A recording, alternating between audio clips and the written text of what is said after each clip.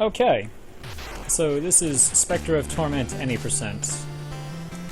And the previous run that was done at Americon by Muncha used an old route, the Skeletal Sentry route. The Skeletal Sentry being a very powerful weapon you can pick up in this game. We're actually going to be picking up a different weapon, the Banding Soul.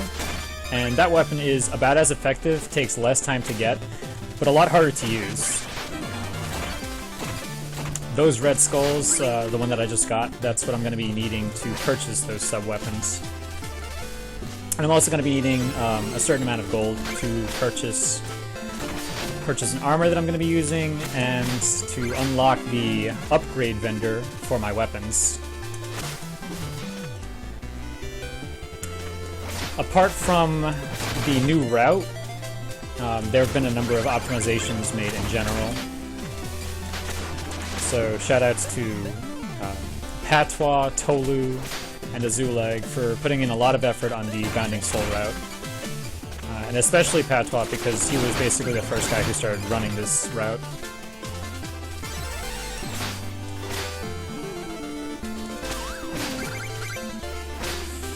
Here's a small optimization found by the Engage. It's just, it lets you get that skull in one jump. It was one of those obvious things, like, you could really do that.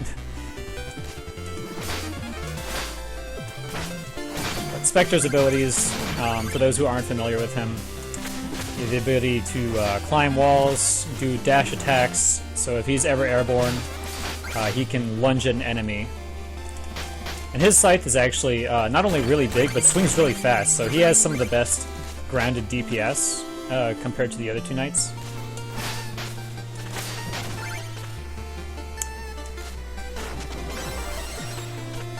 That is sexy. As if to compensate for that, Specter's weapons are absurdly overpowered.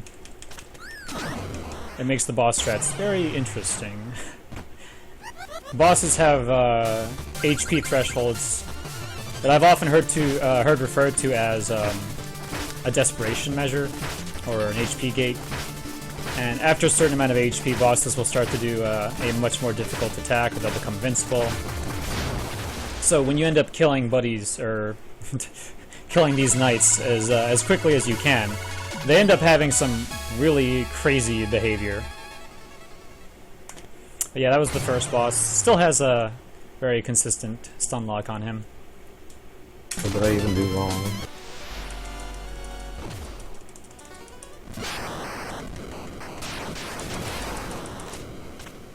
And this is the Tower Hub. We get to pick stages in any order, which is really, really nice and convenient. And in this hub we get to access all of our upgrades and everything. So the first stage we're doing is still the Flying Machine. Flying Machine will grant us access to the Judgment Rush Curio, but we still have to have enough skulls to purchase it. Judgment Rush takes 10 skulls. I am shy by 3. And I actually picked up an extra skull compared to the previous route. But that's because the skulls that are available in the next stage for the next weapon are a little more out of the way. This stage has global cycles. There's a fan on the global cycle, and 2 rooms that'll really hinder my progress. So I'm going to be trying to get through the stage as effectively as I can, but if I make a small mistake or slip up here, it's going to be okay.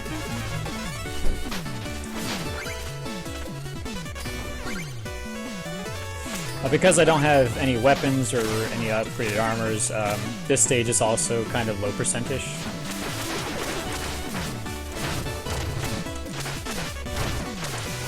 Makes it a little trickier to move around. And one of the scariest aspects of this stage for new runners is that we're breaking a lot of checkpoints, because when you break a checkpoint, depending on the gem that's inside will determine how much money you get from it. And that's a lot of money. We're going to need at least 8,400 by the time we beat this stage. Bosses give a set amount of money based on how difficult the stage is. So Propeller not only gives us one of the best movement weapons, but he also grants us 3,000 gold, because his stage is quote-unquote the most difficult, alongside Tinker Knight. And it certainly is a very hazardous stage.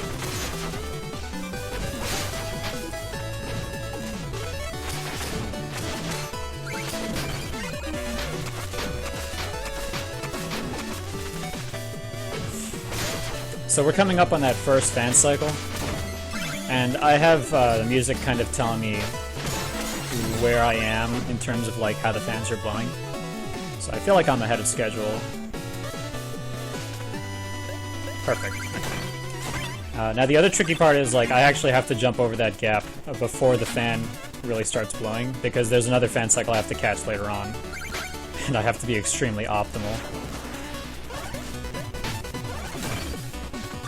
The way through this room is actually an alternate strat for the jellyfish that Speed Frog found, thank god, because the other one was a lot more terrifying. And this is the Triple Jawa room. I hate this room. That wasn't too bad. Let's see. Okay, nice. Nice. Okay, I actually got the early cycle. That's great. If I were any slower, then I would have gotten caught by one of those fan cycles and lost like 3 seconds. What did I even do wrong?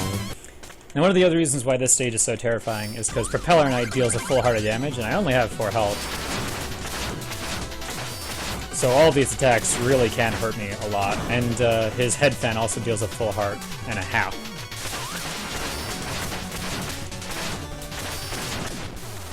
But I'm pretty used to the way you fight him. Basically, every time you hit Propeller, the way he tries to prevent you from just DPSing him is that he'll lunge when you hit him, so you can kind of manipulate him and position yourself so that you can hit him the entire time.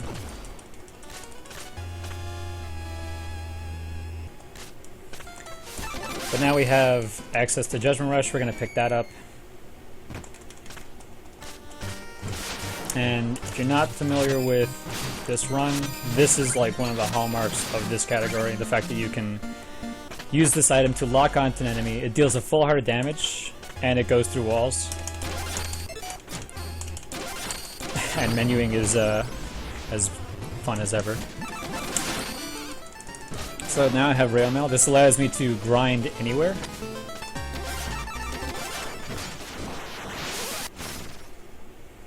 This is normally something you only are capable of doing on rails that are present in 2 stages, so this is also going to speed up the run quite a lot.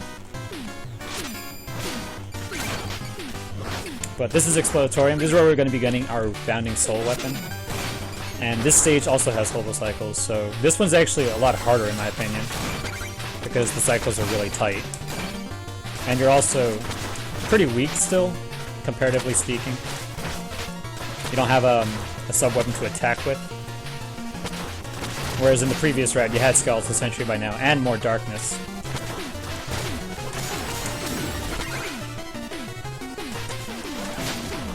Hopefully I made it. Ooh, it's tight. So yeah, these Podlids are the first Global Cycle element. And we'll be coming up another one later on.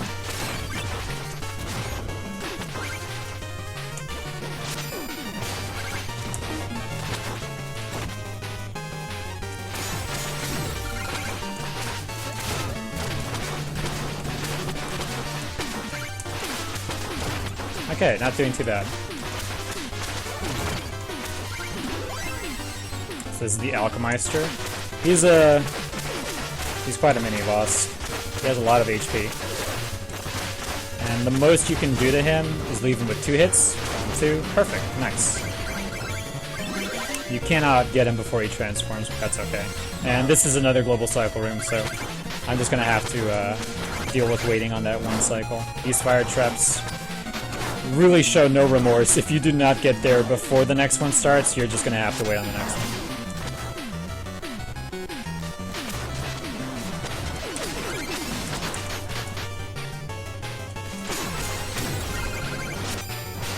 So hopefully I should be done breaking checkpoints now.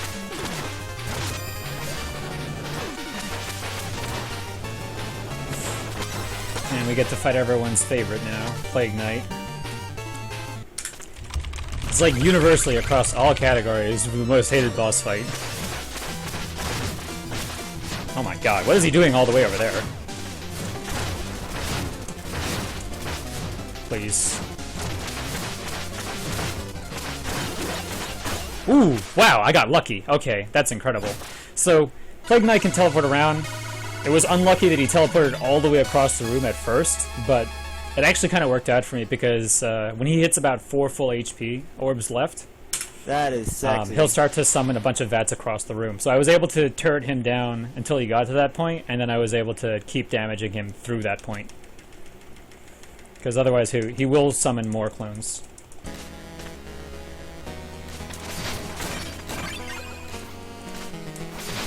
So this is the first memory sequence where we play as Donovan. This is Specter Knight's former self when he was alive, and his buddy Luon in the background is acting like the lanterns that we swing off of. He's a good guy when, you know, when he chooses to be there. He's pretty consistent most of the time.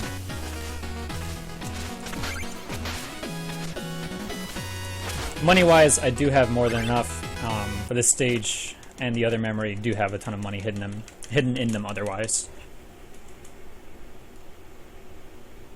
That is sexy. So now that we have access to the Bounding Soul, we're going to do the small dungeon where it is hidden. And it is a kind of standard projectile. It bounces at 45-degree angles. And right now it's pretty weak. We can only have 2 on the screen at a time. We only have 2 bars of darkness, so that means I can only fire 4 before I run out of mana anyway.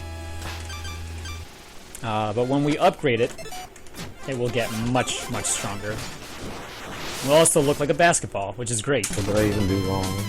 And we can start the slam jump. Ow. So Lost City, shoutouts to Jay Kaufman for amazing soundtracks. This is actually my favorite soundtrack in the game. This stage is pretty tough, and since you don't have any extra mana, it's also a little tight on using Judgment Rush. Instead, I'm going to have to rely on a lot of the tactics that were found while people were running low percent.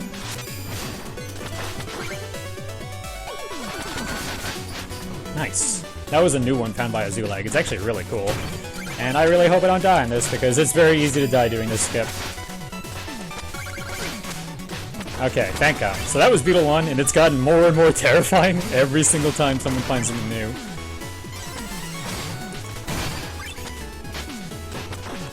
And cool, I made it. Okay.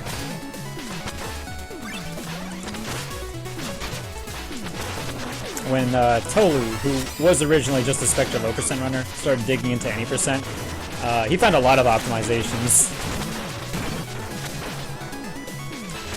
He is the frame save king. But he also made this stage a lot more terrifying. And an interesting property of the Bounding Soul is that for some reason, when you hit those slime balls, they're supposed to go forward, but that one actually, the basketball makes it go backwards somehow. So, neat little skip there.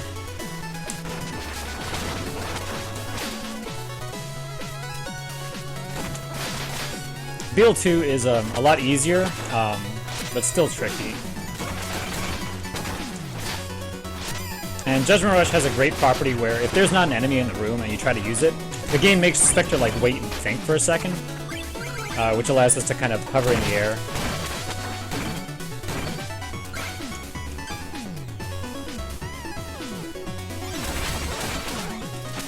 I hate this room. I hate this room. Nah, this run is fine. So Mole Knight, with unupgraded Bounding Soul, is like half a mix between any percent and low percent.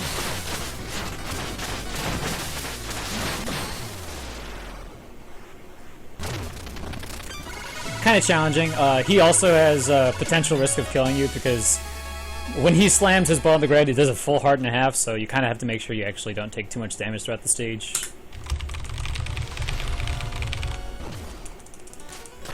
But I did something on that fight I didn't really get to cover, and it's this weird property that Spectre can kind of abuse, where his attacks have like a very long active time, so you can kind of stick your scythe out, and then when an enemy is close enough, you can dash attack it. So you can actually get sort of like a double hit on your jumps, which is normally not possible. And now I have the upgraded Bounding Soul. Nah, this run is fine. And that's a teenager. He's, that's Reese. He used to be a lot more annoying to deal with, but this kill is actually really consistent, which I am really grateful for.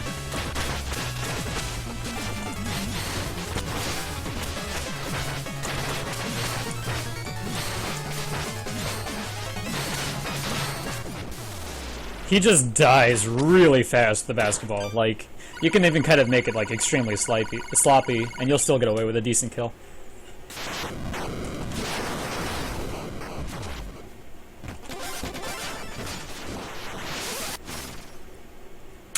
Nah, this run is fine. So the Iron Whale, this stage is alright. Like, now that you have upgraded basketballs, they're really going to help us out on the mid-boss. But we still don't have a lot of darkness to work with. I have to be a little frugal. Okay, I was kind of hoping to get a faster damage boost. Shoutouts to Fortuity Steelheart, who accidentally found a way to make this really annoying trick a lot more consistent. A lot more, but not still not free. Oh my god.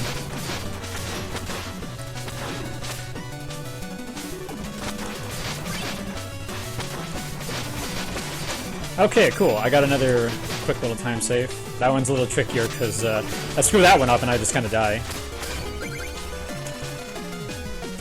And I was kind of short on mana here. So unfortunate, but I had to drop down all the way to the bottom.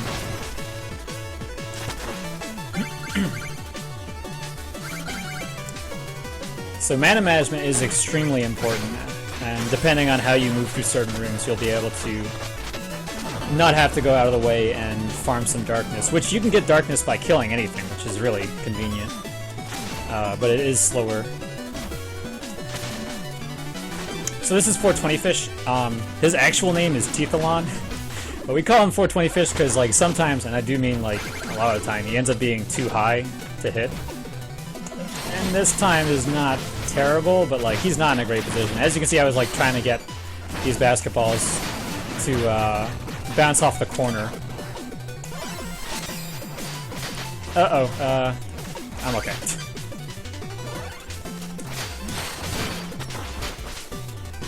Now that the basketballs are upgraded, they actually pierce enemies and they bounce quite a lot. And I can have 4 of them on the screen. So they become a very powerful weapon, but you still have to know where and how to use them. And this is Bertha. She's probably the most terrifying enemy in the game. She'll deal 2 full hearts of damage with any bodily contact. So avoiding her is pretty necessary.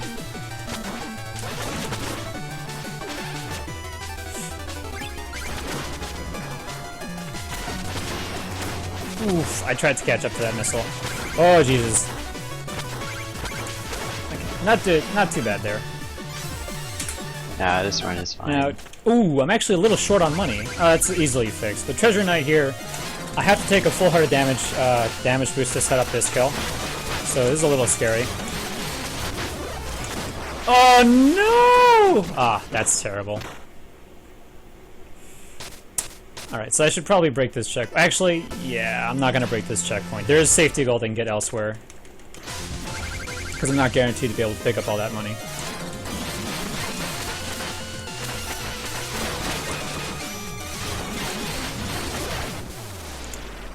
And I didn't want to kill him at the top of the screen either, because I have to wait until I land to start the fanfare, and then I can leave. Alright, a little bit short on money. There's plenty of money in the tower hub that I can pick up. Nah, this run is fine. So I'm gonna go ahead and get some of that real quick. I need to have 4K, just to put in perspective how close I was. And that's more than enough.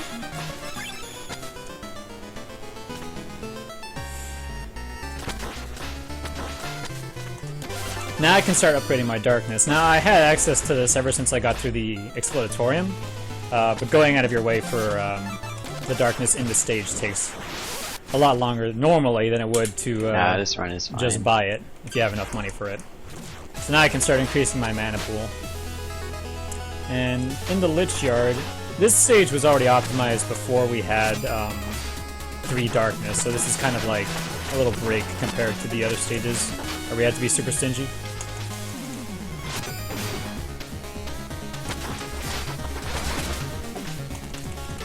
Again, lots of new tricks have been found, makes this stage flow a lot better. Unless I do that. Perfect. Dark rooms, super fun for the whole family. Those are Gravediggers, probably the second worst enemy, only because, whoa, Bertha is really scary in terms of how much damage she can do.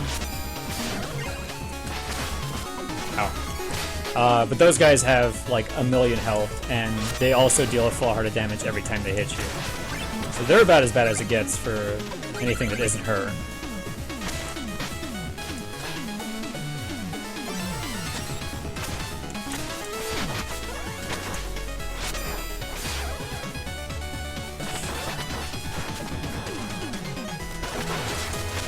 The boss coming up, Phantom Striker, is actually one of the biggest reasons why the Bounding Soul is such a good weapon, because previously we didn't really have a weapon to deal with him.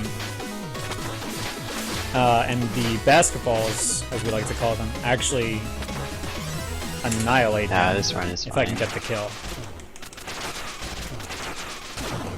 He likes to disappear for a long time. He ends up being invincible for a long time as well.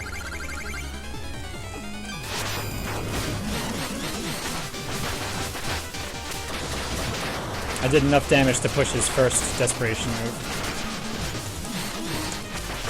Nice, okay. So killing him in one teleport is actually ideal. I was basically able to get all 4 basketballs to juggle against him a couple times, and then I juggled him again in the corner. We like to call that dribbling. This run is fine. And it is very powerful. It can give you about a heart and a half of damage per scythe swing. But now we're going up to the second memory. And we have Luan once again. Go, Luan, go. We're going to be cheering him on. Come on, Luan. Go, go, go, go, go. Yes! Yes! So, for some reason, sometimes he can choose, like, not to run ahead like that. He can just chill back there and wait. Just waste a second. But we got a weapon from him at the start of the stage, Caltrops, which I'm going to be using to push enemies out of the way at certain angles. Whoa. Kind of lets me bypass them, and I will be using it on the fight as well. Because Donovan here does not have access to any of our weapons or upgrades. He only gets our mana and health pools. This run is fine. Shield Knight here, as long as the Caltrop is not moving on the ground, she can run over it. And that's just additional damage that we can just pile up on her. And she's dead. That's actually a really good kill. That setup took a while to find.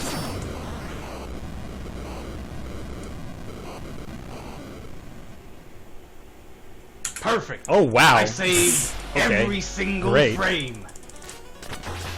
Shoutouts to Tolu's voice right there.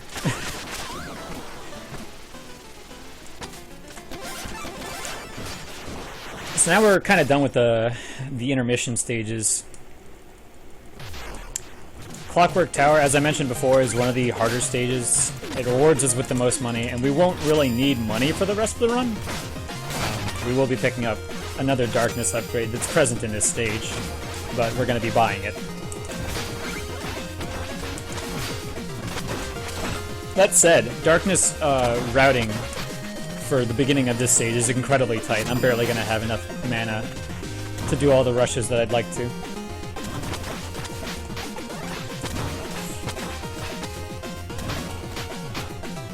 Oh, whoops.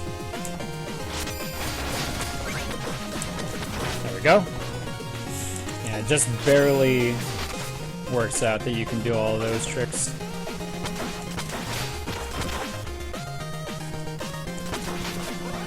And one of the things that people don't like about this stage is that none of the checkpoints are en route. I'm going to grab one for safety's sake, because if I die, which is very possible in the second half, if I'm not careful, I basically would have to start the entire stage over. And this stage has 2 auto-scrollers, and that would be terrible.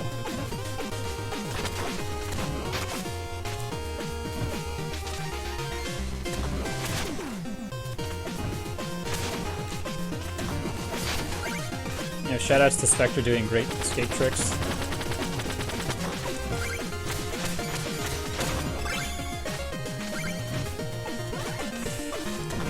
This stage was on the old route convenient because of the auto-scrollers giving us 2 free skulls. So, just to mention that really quickly, the Skeletal Entry was 10 skulls, and the Bounding Soul cost 5 skulls, but technically 2 of them were for free for the old route. Oops. Yeah, I'm gonna grab this checkpoint, and then thanks to Mr. Gentle for this really cool little skip here. Found out that that was a weak ceiling that we can kind of climb over, and you can get crushed there very easily if you're not careful. And these gears all do a full heart of damage. Speaking of, Tinker has been reworked from his Shovel of Hope incarnation. He deals a lot of damage. Oh boy. Okay, cool. So, the more health you have going into him, the better. At least it's not low percent. And low percent, optimally, you'll get to him with a heart and a half, which is incredibly terrifying.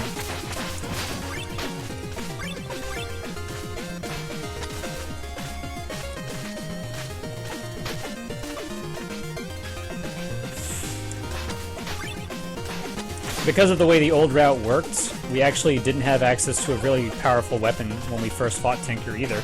So Bounding Soul really benefits us on this stage. The Tinker fight, he actually disintegrates. Good kill setups were found.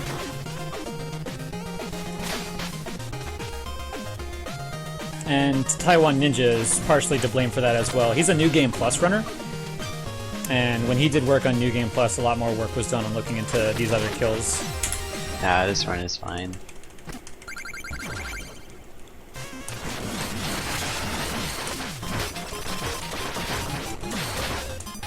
Oh boy, I actually did a ton of damage to him. Oh boy. Ugh. Wow. Nah, this run His is fine. HP gates are based on, like, him swinging back and forth, so... Every time he swings around, it's because of how much damage he did to him, which is, like, his way of preventing you from, like, doing too much damage to him. Oh boy. Oh boy. This is fine. This is fine.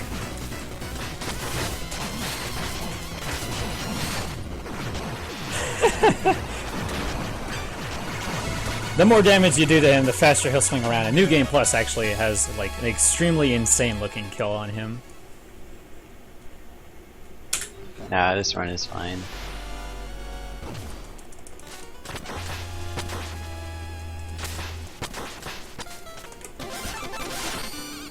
So that is the last darkness upgrade. Now we'll be getting plenty more money, and we could pick up additional health and more darkness, but it's not necessary.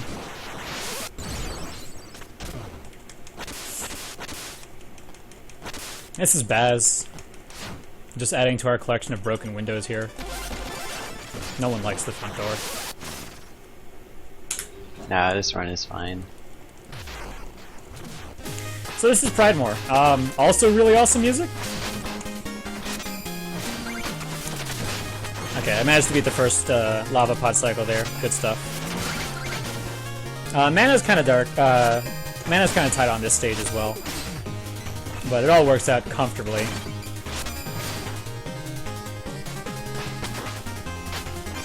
Hopefully I don't get clobbered by this guy. And I did.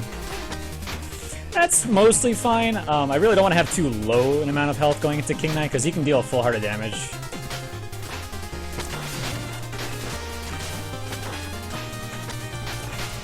And you're going to be doing more damage boosting anyway, so I'm probably going to heal.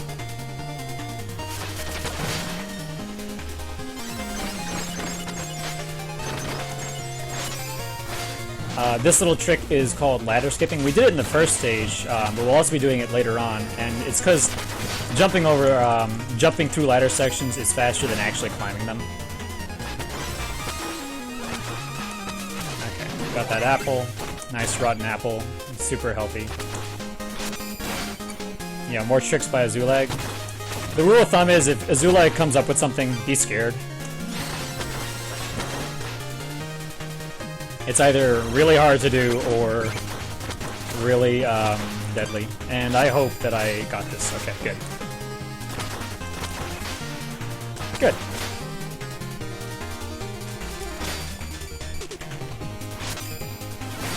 So Pridemore ain't that bad anymore. Nah, this run is fine.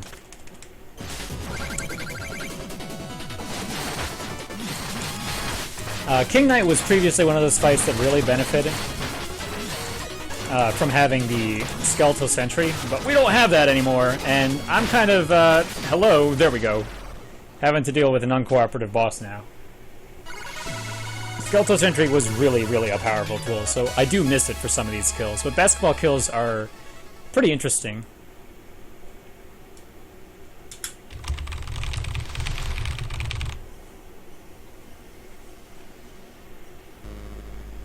And this is just a cutscene, really. It's like the old memories, but you don't play through it.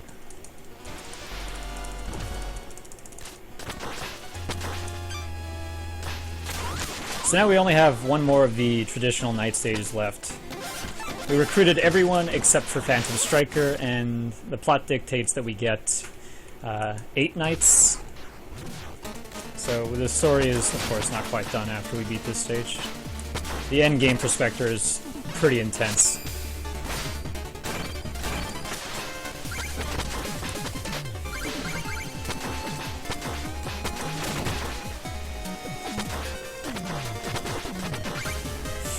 This enemy, for some reason, is on a global cycle, and doesn't really do much, but it's something that's just a little odd. He's never in the same place. Touching that checkpoint for safety, because this thing... Ah, darn. I didn't one-cycle it. It's good if you can, but it's a pretty tricky kill.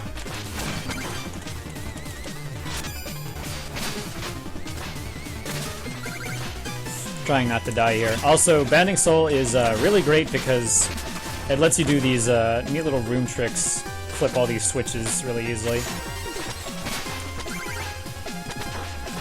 I was working pretty hard to try and make the Skeletal Sentry as viable, but then it turns out that it's not necessary. So I'm a little short on mana. I'm gonna have to kill one extra enemy.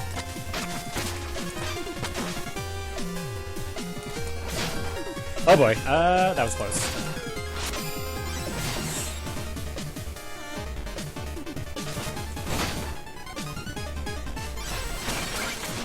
And perfect, which allows me to Judgment Rush this guy. This is definitely one of the other most mana-hungry stages. This is also where we're supposed to first see grinding on rails, but that armor is just too good to pass up. There are a couple of other armors that have really great combat uses, but Specter's weapons are already really powerful.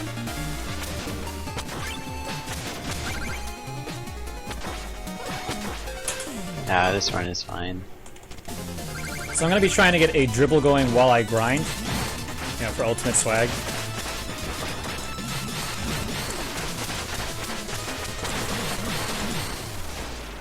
I didn't get to carry them with me, but that's okay, because he still dies pretty quickly.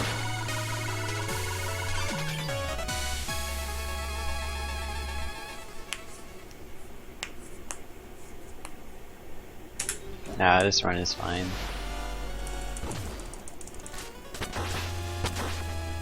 So one of the greatest benefits to Specter's campaign is that you get to pick the stages in any order, but because of that, the difficulty doesn't ramp up too much throughout the stages. But once you have them all done, the game just kind of assumes that, like, okay, well now you know everything, so we're gonna make this a lot harder and test what you know. And Terra 1 is completely notorious for ruining people's lives.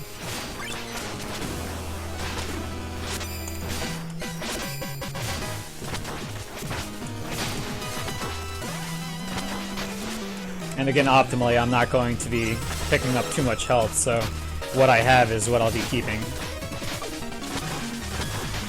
There's also kind of terrifying trick I'm going to go for here that Tolu found.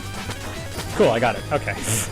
It's not that hard, but it... Ah, of course that would happen. Well, rats are fun. Their movement is pretty random, and it can actually kill you in some instances. Right there, it just threw me off.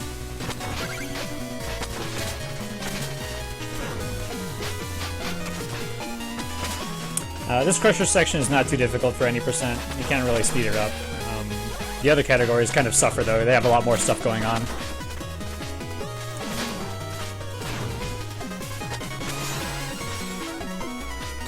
More Gravedigger enemies. Thank God we can skip them. A slight delay there so that I could actually build up speed. This room is trash. Gets a lot of people. And then we get Bertha one more time, because we love her. Give her a love tap for good luck.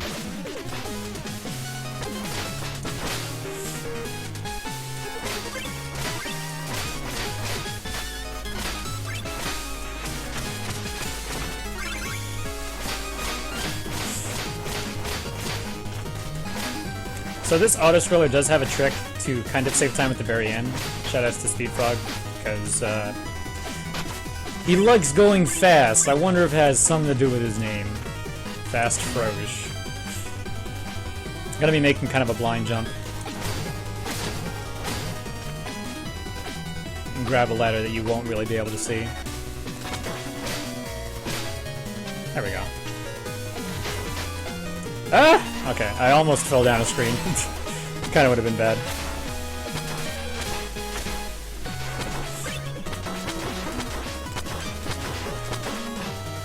And I have enough health that I don't need to heal, so I'm just gonna go for it. But Black Knight 2 is probably the hardest fight for this character. He really does not like to take anyone's shit. Okay, I managed to start this unlock. I have to keep it though. That's not good.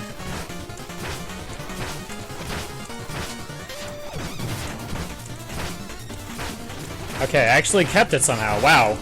I expected him to, if you don't hit Black Knight in a specific way, when you bounce off of him, sometimes he'll just kind of hover near a wall for a very long time, and it throws off your timing. So that actually worked out really great for me.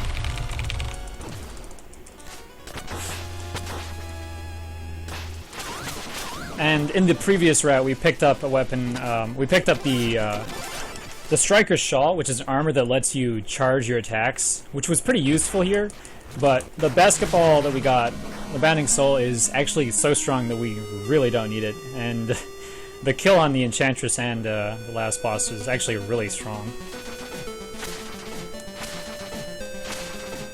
Small setup so we don't have to deal with an awful room.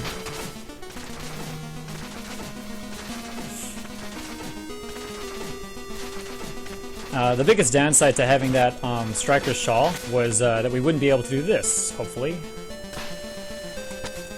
Yeah, so Rail Mail goes away when you have another armor equipped. Because we can scythe and skate around like that, we can actually skip having to deal with that entire room. We can also skate over all of this, which saves even more time.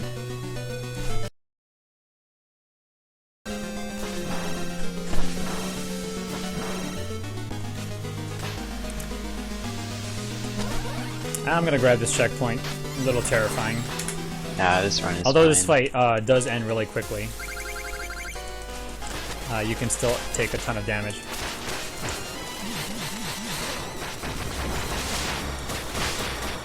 Okay, that was actually a really good juggle. Nice.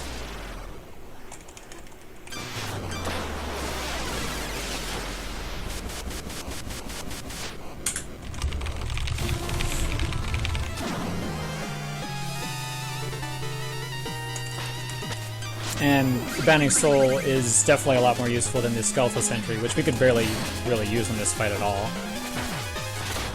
Oh my god. Rails are incredible. Because of how random the rails are, sometimes you just won't really have a solid opportunity to damage this guy. And I didn't really do enough damage, unfortunately.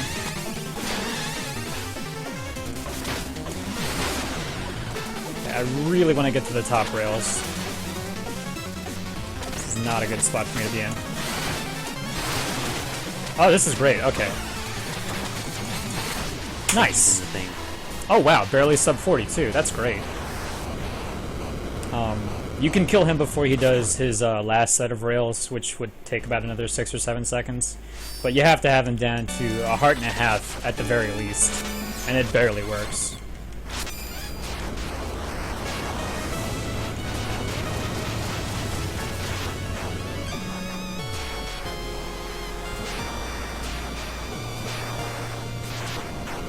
So yeah, I'm pretty happy about that run. And honestly, I'd be very comfortable saying that up to 45 minutes, I would be able to complete this game for the 80% category anyway.